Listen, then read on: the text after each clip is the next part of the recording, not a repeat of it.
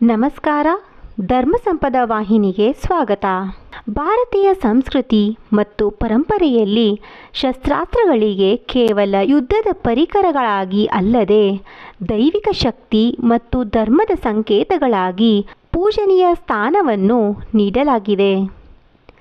ಇವುಗಳಲ್ಲಿ ಅತ್ಯಂತ ಪ್ರಮುಖವಾದದ್ದು ಮತ್ತು ಭಕ್ತಿಭಾವದಿಂದ ಸ್ಮರಿಸಲ್ಪಡುವ ಶಸ್ತ್ರವೆಂದರೆ ಪಿನಕ ಧನಸ್ಸು.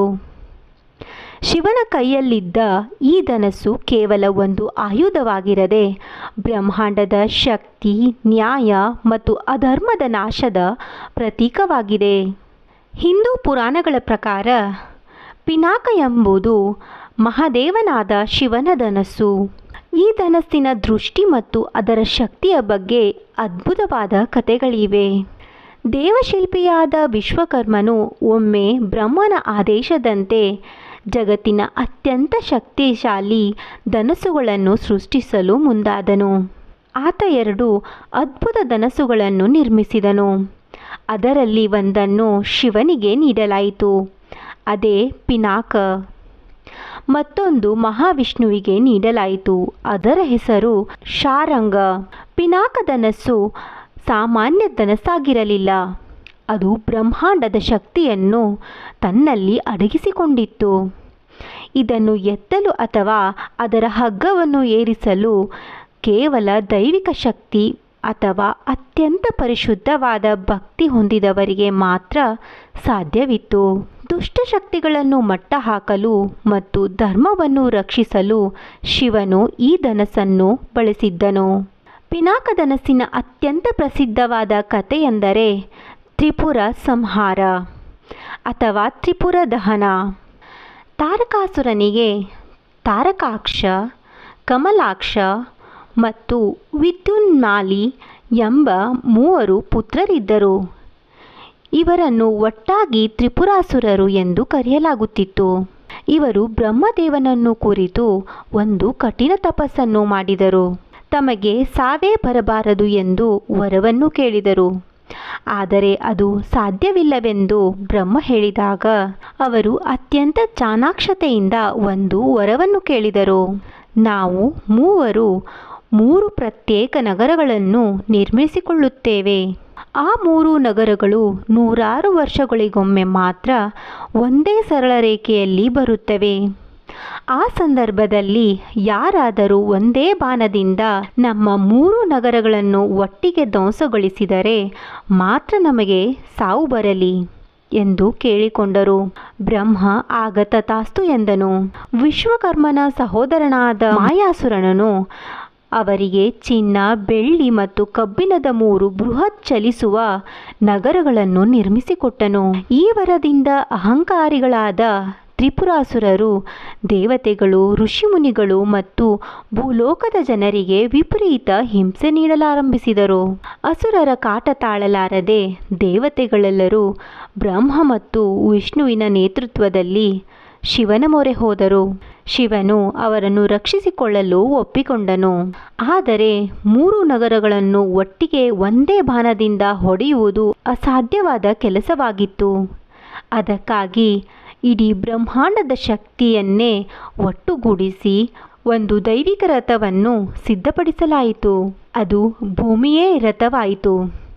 ಸೂರ್ಯಚಂದ್ರರು ರಥದ ಚಕ್ರಗಳಾದರು, ವೇದಗಳೇ ಕುದುರೆಗಳಾದವು ಮತ್ತು ಬ್ರಹ್ಮದೇವನೇ ಸಾರಥಿಯಾದರು. ಈ ಮಹಾಯುದ್ಧದಲ್ಲಿ ಶಿವನು ತನ್ನ ಪಿನಕ ಧನಸ್ಸನ್ನು ಕೈಗೆತ್ತಿಕೊಂಡನು. ಶಿವ ಶೇಷನಾಗನನ್ನು ಆ ಧನಸ್ಸಿಗೆ ಹಗ್ಗವಾಗಿ ಬಳಸಿದನು. ಇನ್ನು ಬಾಣವಾಗಿ ಸಾಕ್ಷಾತ್ ವಿಷ್ಣುವೇ ನಿಂತನು.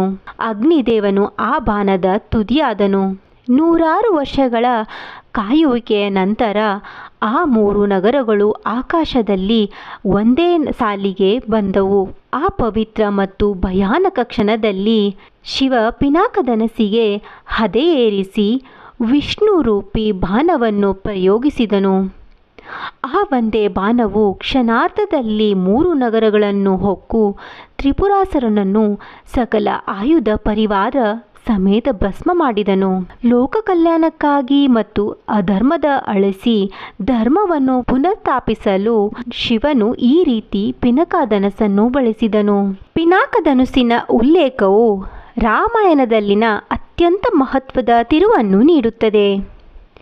ಶಿವ ತ್ರಿಪುರ ಸಂಹಾರದ ನಂತರ ಈ ದೈವಿಕ ಧನಸ್ಸನ್ನು ದೇವತೆಗಳ ವಶಕ್ಕೆ ನೀಡಿದನು. ದೇವತೆಗಳು ಇದನ್ನು ಜನಕ ಮಹಾರಾಜನ ಪೂರ್ವಜರಾದ ದೇವರಾತನಿಗೆ ರಕ್ಷಣೆಗಾಗಿ ನೀಡಿದರು. ತಲೆಮಾರುಗಳಿಂದ ಆ ಧನಸ್ಸನ್ನು ಜನಕ ಅರಮನೆಯಲ್ಲಿ ಅತ್ಯಂತ ಪವಿತ್ರವಾಗಿ ಪೂಜಿಸಲಾಗುತ್ತಿತ್ತು. ಜನಕ ಮಹಾರಾಜನ ಮಗಳಾದ ಸೀತೆ ಬಾಲ್ಯದಲ್ಲಿಯೇ ಅತಿ ಭಾರವಾದ ಈ ಶಿವಧನಸ್ಸನ್ನು ಲೀಲಾಜಾಲವಾಗಿ ಎತ್ತಿ ಆ ಜಾಗವನ್ನು ಸ್ವಚ್ಛಗೊಳಿಸುತ್ತಿದ್ದಳಂತೆ. ಇದನ್ನು ನೋಡಿ ಆಶ್ಚರ್ಯಚಕಿತನಾದ ಜನಕ ಮಹಾರಾಜನು ಸೀತೆಗೆ ತಕ್ಕ ವರವನ್ನು ಹುಡುಕಲು ಒಂದು ಕಠಿಣವಾದ ಪಣವನ್ನು ಇಟ್ಟನು. ಯಾರು ಈ ಶಿವನ ಪಿನಾಕಧನಸ್ಸನ್ನು ಎತ್ತಿ ಅದಕ್ಕೆ ಹದೆ ಏರಿಸುತ್ತಾರೋ ಅಂಥವರಿಗೆ ಸೀತೆಯನ್ನು ಕೊಟ್ಟು ವಿವಾಹ ಮಾಡುವುದಾಗಿ ಘೋಷಿಸಿದನು. ಸೀತೆಯ ಸ್ವಯಂವರಕ್ಕೆ ದೇಶ ವಿದೇಶಗಳ ರಾಜರು, ಮಹಾರಾಜರು ಮತ್ತು ಬಲಿಷ್ಠ ಯೋಧರೂ ಬಂದಿದ್ದರು. ರಾವಣನಂಥ ಮಹಾನ್ ಪರಾಕ್ರಮಿಯೂ ಸಹ ಆ ಧನಸ್ಸನ್ನು ಕದಲಿಸಲು ಸಾಧ್ಯವಾಗದೆ ವಿಫಲನಾಗಿ ಹಿಂತಿರುಗಿದನು.